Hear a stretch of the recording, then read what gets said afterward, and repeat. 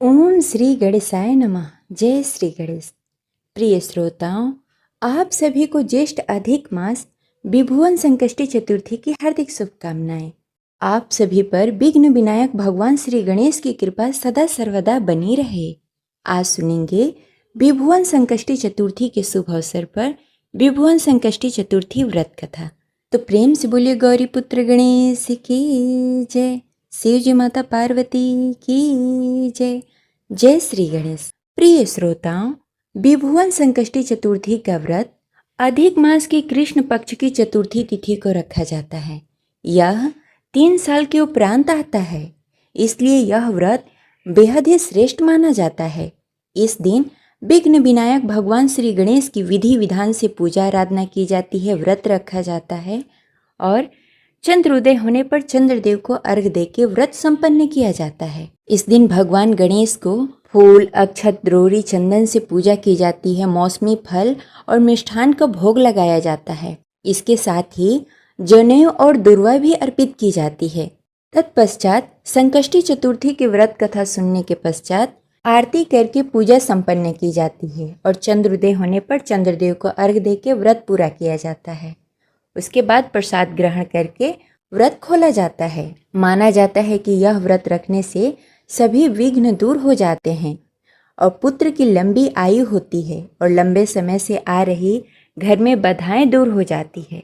तो आइए आज पूरी श्रद्धा और भक्ति के साथ विघ्न विनायक भगवान श्री गणेश को स्मरण करते हुए सुनते हैं विभुवन संकष्टी चतुर्थी व्रत कथा। कथा शुरू करने से पहले इस वीडियो को लाइक करके कमेंट बॉक्स में जय श्री गणेश अवश्य लिखें। सर्वप्रथम सुनेंगे गणेश जी की कथा। एक समय की बात है, एक नगर में एक अंधी बुढ़िया माई रहती थी जो भगवान श्री गणेश की पूजा आराधना करती थी। जिसका एक लड़का और एक बहू थी। वह बहुत ही गरीब थी। वह अंधी बुढ़िया माई नित्य प्रति भगवान गणेश की पूजा आराधना किया करती थी। माई की पूजा से प्रसन्न होकर एक दिन गणेश जी भगवान ने साक्षात सन्मुख होकर आकर बैठ गए और बोले, हे बुढ़िया माई, तू प्रतिदिन निस्वार्थ भाव से मेरी पूजा आराधना करती है, मेरी सेवा करती है, जो चाहे तू मांग ले। बुढ़िया माई बोली, हे विघ्नहर्ता गणेश जी भगवान, मुझे तो मांगने ही नहीं आता, क्या मांगो? तब गणेश जी भगवान बोले कि माई, मैं कल आऊँगा, तू अपने बेटा और बहू से पूछकर मांग लेना। भगवान गणेश जी वहाँ से अंतर ध्यान हो गए। अगले दिन बुढ़िया अपने बेटा बहू से पूछी कि बेटा, मैं भगवान गणेश से क्या मांगूं? तब बेटा बोला कि माँ धन मांग ले और बहू ने कहा कि माँ पोता मांग लो। तब बुढ़िया ने सोचा कि बेटा बहू अपने अपने मतलब की बातें कर रहे हैं। बुढ़िया वहाँ से उठकर अपने पड़ोसन के यहाँ गई। पड़ोसन से पूछा तो पड़ोसन बोली कि बूढ़ी माई, तुम्हारी तो थोड़ी सी जिंदगी बची है, धन और पोता मांगकर क्या करेगी? तेरी आंखें नहीं हैं, तू भगवान जी से आंखें मांग ले, जिससे तेरा जिंदगी सुखमय व्यतीत होगा। उस पर बुढ़िया माई ने बेटे बहू तथा पड़ोसन की बात सुनकर घर में जाकर सोचा कि जिससे बेटा बहू खुश हो जाए और मेरा भी भला हो जाए, मैं क्या मांगूं? जब दूसरे दिन गणेश जी महाराज आए और बोले कि बुढ़िया माई, मांग, क्या मांगती है? गणेश जी भगवान के वचन सुनकर बुढ़िया माई बोली, हे विघ्नहर्ता भगवान गणेश, मुझे अन्न देवो, धन देवो, निरोगी काया देवो, अमर सुहाग देवो, दीदा गोदा देवो, सोने के कटोरे में पोते का दूध पिला देवो, अमर सुहाग देवो और समस्त परिवार को सुख देवो, आपके श्री चरणों में मुझे आस्थान देवो। बुढ़िया की बात सुनकर गणेश जी बोले, बुढ़िया माई, तूने तो मुझे ठग लिया और कहती है कि मुझे मांगना ही नहीं आता। जो कुछ तुमने मांग लिया वह सभी कुछ तुझे मिलेगा। यूं कहकर गणेश जी भगवान अंतर ध्यान हो गए। हे गणेश जी भगवान, जैसे आपने बुढ़िया को दिया वैसे ही सबको देना। उसके पीछे कहने वाले, सुनने वाले और हुकारी भरने वाले को भी देना और अपनी कृपा सब पे बनाए रखना। जय श्री गणेश। श्री गणेश चतुर्थी व्रत की पौराणिक कथा के अनुसार एक बार भगवान शिव तथा माता पार्वती नर्मदा नदी के किनारे बैठे हुए थे। वहाँ माता पार्वती ने भगवान शिव से समय व्यतीत करने के लिए चौपड़ खेलने को कहा।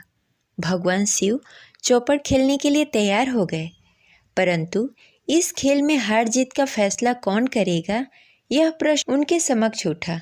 तो भगवान शिव ने कुछ तिनके एकत्रित करके उसका एक पुतला बनाकर उसमें प्राण प्रतिष्ठा कर दिया और पुतले से कहा, बेटा, हम चौपड़ खेलना चाहते हैं, परंतु हमारे हार जीत का फैसला करने वाला कोई नहीं है, इसलिए तुम बताना कि हम दोनों में से कौन हारा और कौन जीता। उसके बाद भगवान शिव और माता पार्वती का चौपड़ खेल शुरू हो गया।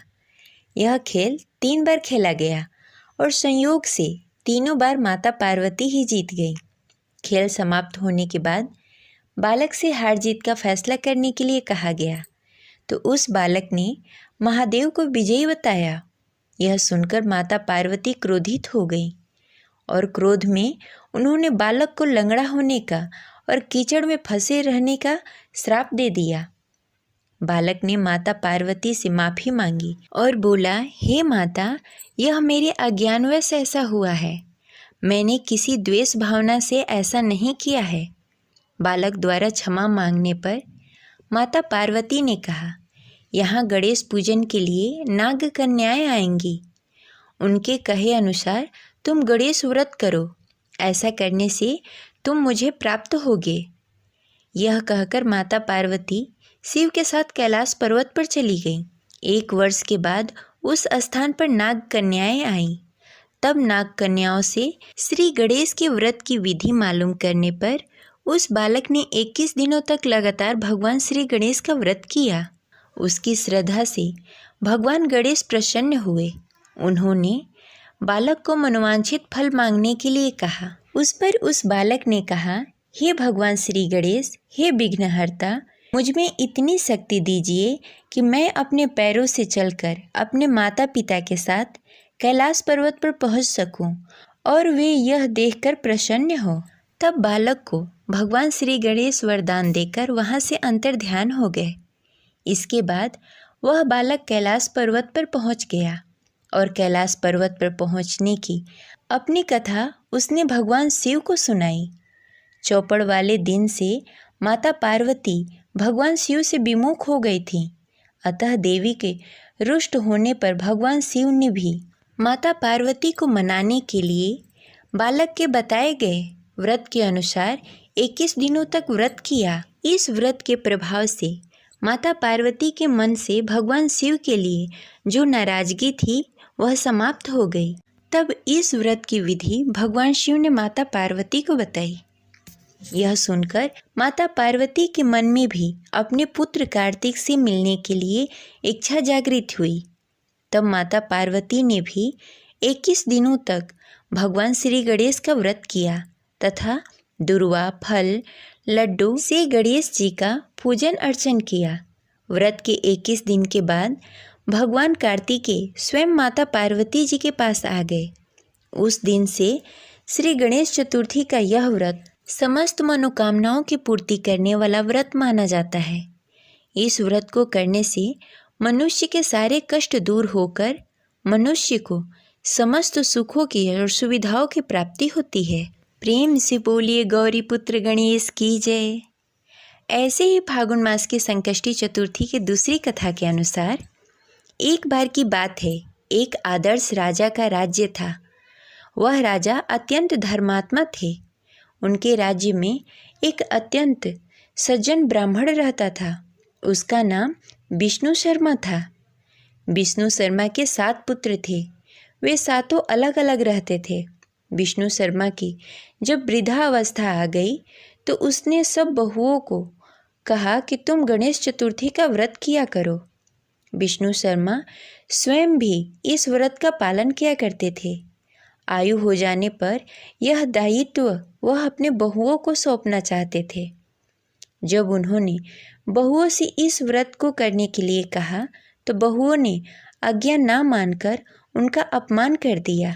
अंत में धर्मनिष्ठा छोटी बहू ने ससुर की बात मान ली। उसने पूजा के सामान की व्यवस्था करके ससुर के साथ व्रत किया और भोजन नहीं किया। ससुर को भोजन करा दिया। जब आधी रात बीती तो विष्णु शर्मा को उल्टी और दस्त लग गई।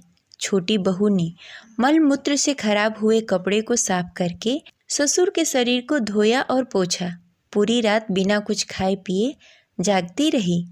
व्रत के दौरान रात्रि में चंद्र उदय पर स्नान करके फिर से श्री गणेश की पूजा भी की, विधिवत पारण किया।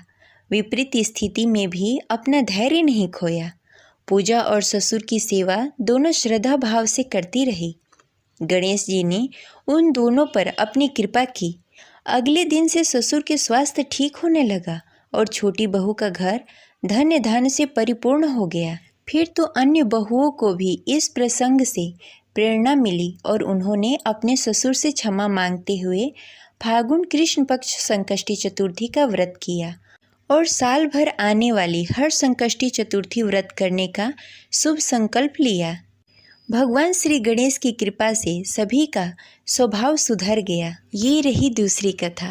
प्रेम से बोले विघ्न विनायक भगवान श्री गणेश की जय। शिव जी माता पार्वती की जय। जय श्री गणेश।